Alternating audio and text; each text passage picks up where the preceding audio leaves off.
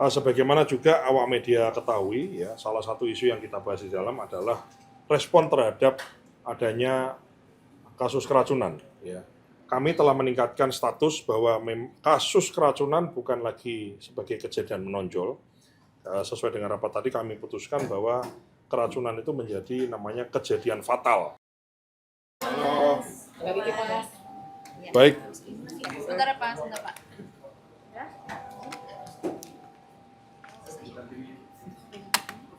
Boleh Mas. Baik, Assalamualaikum warahmatullahi wabarakatuh. Hari ini rutin ya kami melaksanakan rapat pimpinan. Saya didampingi oleh Ibu Wakil Kepala dan Bapak Ibu Harumsari dan Pak Trenggono beserta seluruh eselon 1 dan eselon 2. Kami rutin setiap hari Senin, ini Senin saya yang kedua, untuk kita laksanakan rapim. Untuk kita update pekerjaan apa yang kita janjikan di periode sebelumnya atau di minggu sebelumnya, kemudian kita tagihkan di minggu berikutnya sampai di mana progresnya, kemudian juga selanjutnya kita membuat pekerjaan apa lagi yang akan kita kerjakan. Sehingga kita ini membuat rencana sekaligus mengevaluasi rencana yang sudah kita buat di periode sebelumnya. Ini bagian dari cara kita untuk bagaimana menggerakkan roda organisasi ini, betul-betul kita ini solving problem gitu. Jangan sampai masalah itu kita biarkan terus-menerus ya, nggak selesai hari ini, besok, nggak selesai besok-besoknya lagi, nggak begitu. Harus segera kita selesaikan sebelum kita, karena masih banyak juga persoalan-persoalan masalah yang harus kita selesaikan. Sebagaimana juga awak media ketahui, ya, salah satu isu yang kita bahas di dalam adalah respon terhadap adanya kasus keracunan. Ya. Kami telah meningkatkan status bahwa kasus keracunan bukan lagi sebagai kejadian menonjol. Sesuai dengan rapat tadi kami putuskan bahwa keracunan itu menjadi namanya kejadian fatal. Ya.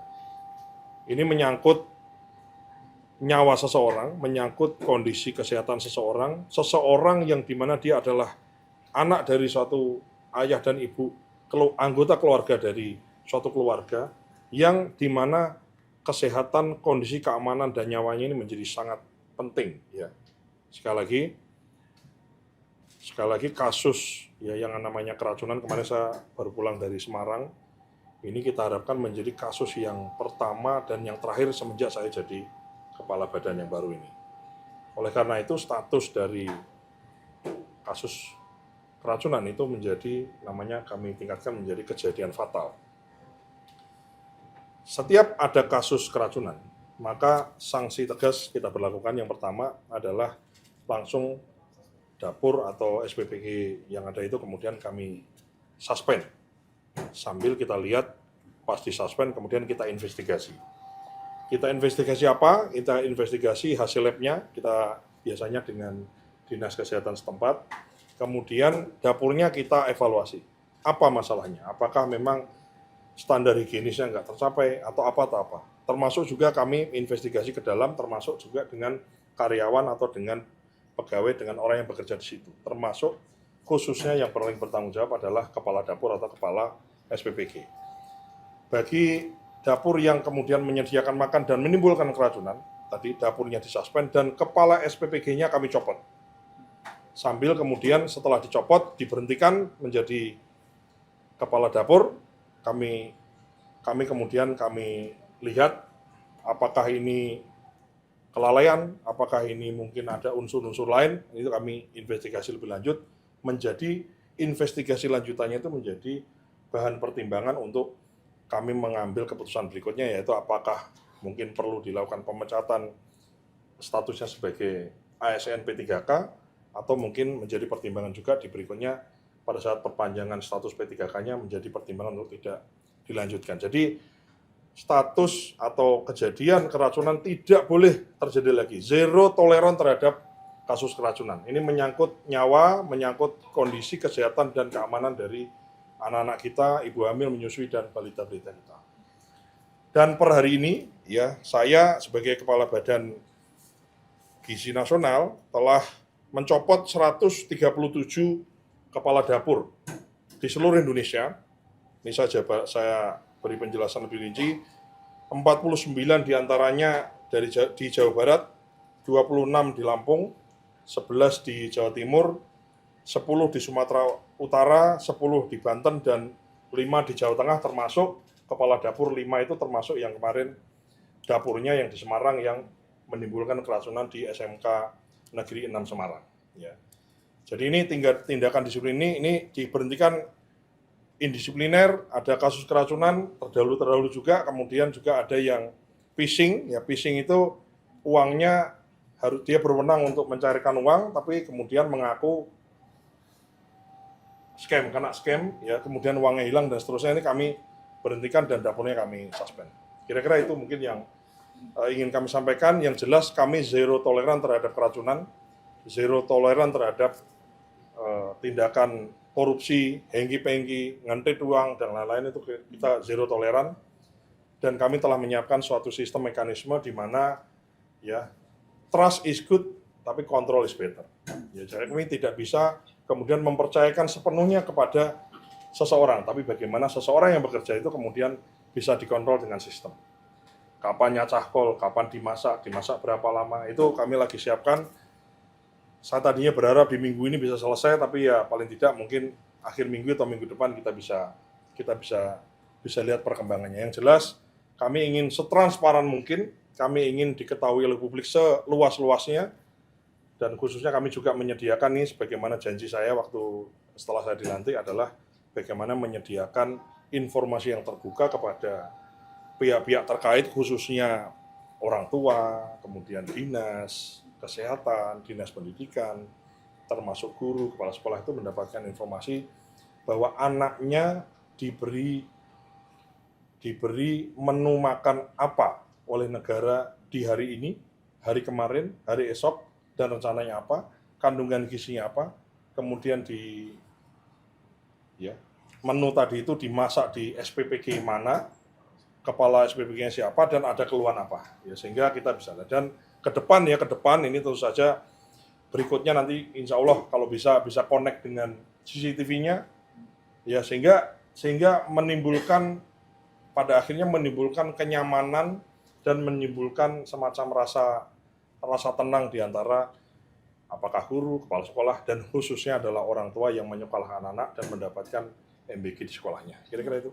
Oke. Mas Dar, ini kan masuk minggu kedua Mas Dar memimpin ya di BGN. Ada temuan-temuan lainnya dari lapangan, Mas? Kemudian juga untuk soal isu lainnya, tanggapan putusan MK terkait penyesuaian anggaran, kemudian juga Bulog, usulan beras Bulog. Seperti apa, Mas? Jadi kalau temuannya ya banyak ya, jadi banyak yang harus kita benahi memang, ya misalnya dari sisi tata kelolanya, ya kan, kemudian bagaimana mitra sama yayasan itu juga ternyata ada beberapa yang beda gitu ya. Kemudian karena beda, kemudian yayasan itu merasa punya jasa karena ngasih titik kepada mitra, kemudian dia minta sebagian untungnya ada juga dibagi ke mereka, sehingga kemudian terjadi ada penurunan kualitas dan lain-lain. Ini kami temukan di beberapa kasus. Dan kami tentu saja ingin juga membuka portal, ya, semacam portal pengaduan. Insya Allah nih kalau bisa 1-2 hari ini bisa jalan portal pengaduan bagi mitra, sehingga mitra itu bisa cerita misalnya apakah ada perlakuan tidak adil, ada konflik dengan yayasan kah, atau konflik dengan kepala dapurnya kah, dan lain-lain. Kita bisa dapat inputan. Kemudian juga dari sisi SPPG, kepala dapur itu adalah pemimpin di dapur itu. Jadi baik, buruk, bagus, prima dan tidaknya itu tergantung ke leadership dari SPPG. Tadi kan sanksinya kan tegas. Sanksi itu kan menimbulkan kewajiban bagi mereka. Seorang kepala SPPG maka diwajibkan untuk dapurnya itu tidak boleh zero toleran terhadap keracunan. Maka mereka juga kita buatkan portal khusus, pengaduan khusus, di mana misalnya bisa jadi kan tidak higienis itu bukan karena kelalaian seorang kepala SPPG, bisa jadi misalnya dapurnya tidak standar.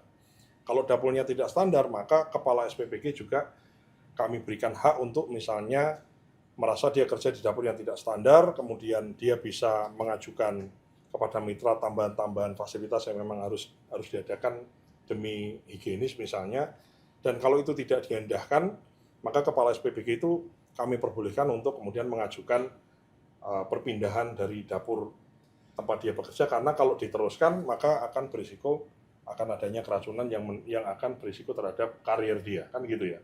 Jadi kami intinya bukan kok kita sok galak nekan, tapi bagaimana juga setiap penekanan atau setiap ketegasan kita itu kemudian diindahkan oleh semua pihak, mau mitra, mau kepala SPPG, mau yayasan, mau termasuk internal di BGN, tapi juga kami menyediakan saluran-saluran di mana kita bisa mengatur-atur ya, mengarrange formasi yang baik sehingga ke depan itu bukan kok kemudian jauh-jauh ke depan, tapi dalam waktu yang sesingkat-singkatnya kita bisa memberikan pelayanan yang prima dalam kaitannya menyediakan makanan yang bergizi dan aman dan zero toleran terhadap kecelakaan seperti keracunan. Ini penting untuk nggak boleh lagi ada.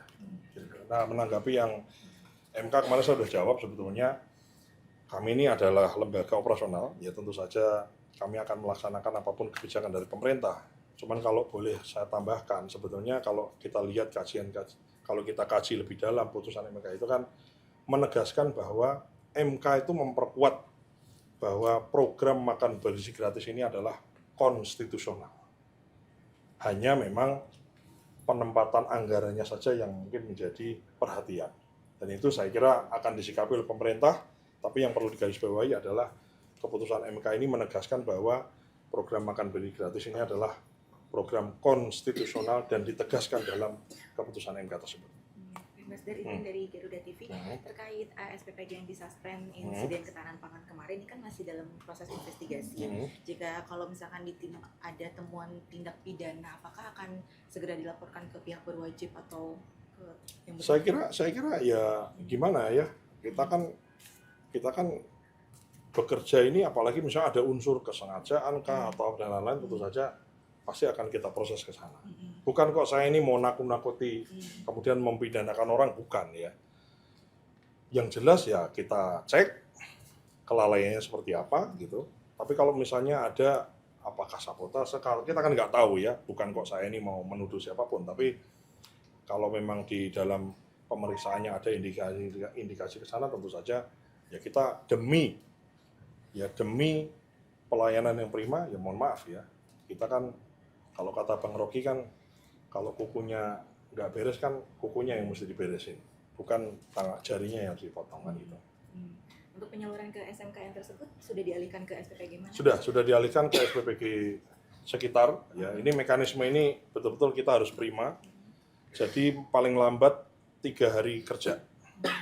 Paling lambat 3 hari kerja itu kemudian paling lambat itu artinya bukan kok nunggu 3 hari. Kalau bisa pengalihannya cepat di sehari 2 hari, tentu saja intinya adalah bagaimana sekolah itu kemudian mendapatkan manfaat MBG yang bersumber dari dapur-dapur lain yang ada di sekitar. Jadi mekanisme itu sudah kita secara otomatis kita buatkan. Kalau untuk yang di Semarang ini kan insiden ketahanan pangan ini diduganya karena bahan makanan yang kurang diproduksi dengan baik begitu ya Mas. Dan kedepannya apakah ada menu-menu atau bahan pangan yang tidak boleh digunakan? Sebetulnya tuh secara SOP asal diikuti aja sih harusnya sih aman ya, karena memang proses ya, artinya SOP-nya ini so far sih sebetulnya udah oke, sudah bagus. Cuman kan memang kalau kita ikuti, kita lihat dari hasil laporannya itu kan memang tidak sesuai SOP. Misalnya masaknya harusnya kan mulai paling tidak jam 2, jam 3, ini jam 9 udah masak. Terus kemudian daun singkong yang dimasak itu kemudian tidak dari daun mentah itu kemudian dimasak, tapi katakanlah pengadaannya sudah dalam bentuk matang. Nah itu kan hal-hal SOP untuk, jadi gini, kepala dapur atau kepala SPPG asalkan ngikutin SOP itu mestinya aman. Karena ini SOP ini memang dibikin sudah sedemikian rupa, sudah ada yang boleh dimasak, mana yang tidak boleh dimasak, mana yang boleh dikuai, mana yang tidak boleh, itu ada semua. Jadi tinggal ngikutin SOP aja harusnya aman. Jadi SOP dari BGN ini udah prima, tinggal tingkat kedisiplinannya tadi. Maka salah satu untuk ngecek, ngontrol kedisiplinan dari pasukan orang yang masak di lapangan ini adalah memberlakukan sistem tadi, sistem log ya kan, dari nyacah kubis, dari nyacah kubis digongseng kapan, digoreng kapan, dimasak kapan, matang kapan, kering kapan, dikemasi kapan, dikirim kapan, diterima kapan, termasuk dimakan jam berapa, itu ada lognya semua. Itu kedisiplinan itu yang tidak bisa kita, oke deh, gue percaya malu deh, pasti kamu disiplin, nggak bisa. Memang harus ada kontrolnya gitu. Kira-kira gitu ya. Terima kasih kawan-kawan semua. Masih udah makan semua. Masih ya. Terima kasih Mas Dar. Subscribe, share, like, and comment. Subscribe, share, like, and comment. Subscribe, share, like, and comment. Subscribe, share, like, and comment. Subscribe, share, like, and comment.